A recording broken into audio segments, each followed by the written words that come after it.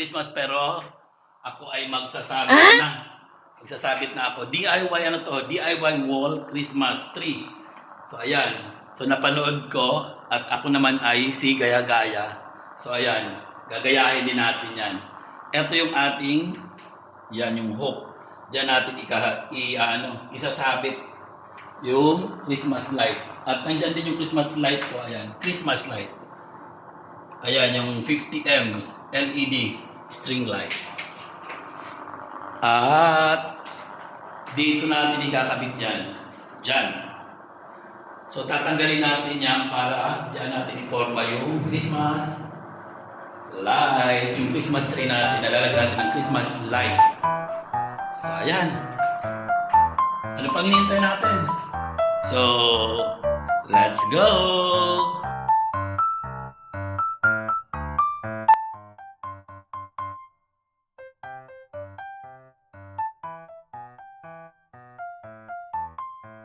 Na guys, ayan na.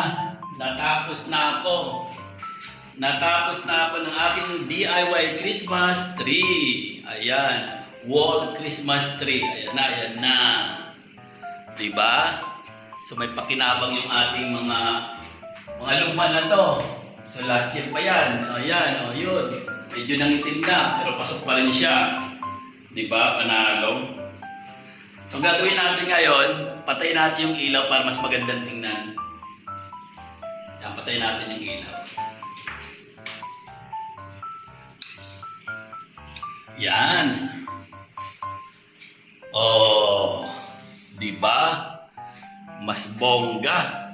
Oh, di ba? Bonggang-bongga. Yan, ayan na. Oh, di ba? Simula doon sa taas. Yon. Tapos eto, meron pa akong Merry Christmas, Happy New Year. So last year ko pa yan na nabili. What? Ayaw, di ma. Ang ganda. At eto naman hiniram ko sa aking friend kay Mimi Geneva. Geneva talaga. Mimi, si Mami. Geneva. Si Geneva Cruz. Nandito sa UAE. Charot! Yung aking friend sa taas. So, ayun lang. Okay na. Tapos na tayo. Ito pala guys, binago ko ulit. Ayan. So, may scotch tape dun sa taas na laglag siya. So, nilagay ko lang dito. Pinatong ko na siya. Tapos eto, medyo na siya Medyo pantay siya ng konti. Kasi, nung unang gawa ko, tagilid masyado tong malayo ito. Nandito na banda. Tapos eto naman, nandito sa gilid. Kaya ngayon, binago ko siya ulit. So ayan, patayin natin yung ilaw para mas maganda.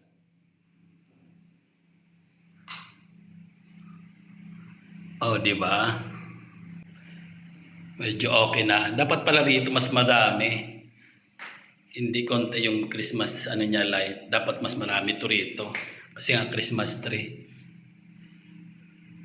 So hindi pa kasi masyadong marunong mag-DIY. Pero okay na yan. Kaysa yung kanina.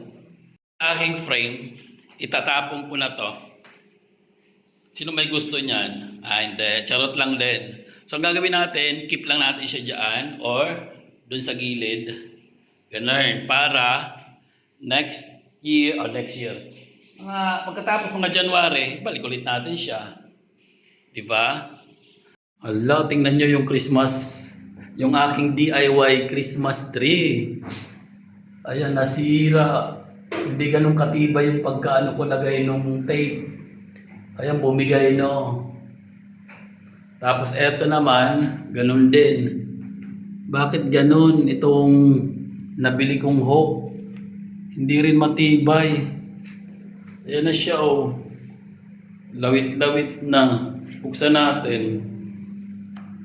Ano ba yung ilaw na yan? Ang nangyari. Nakakaasar. Ayan na siya.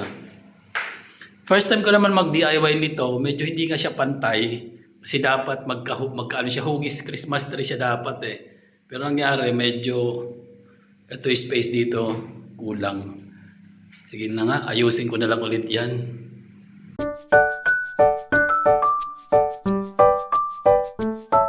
Bye.